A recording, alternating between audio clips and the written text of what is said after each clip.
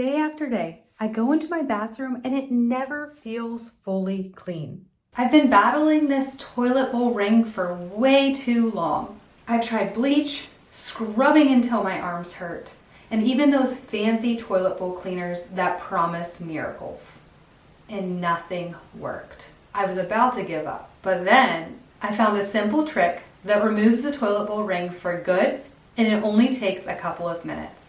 This little guy right here became my secret weapon, a pumice stone for the toilet. I was skeptical at first, but watch this.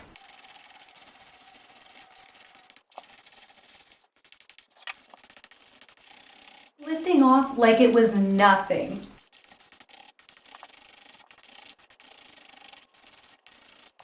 Honestly, I couldn't believe I'd been fighting this battle the hard way for so long. And just like that, no more toilet bowl ring, no more embarrassing stains when guests come over, and definitely no more endless scrubbing. And please don't forget to like, subscribe, and share. I'm sure somebody else has a toilet ring that they've been battling.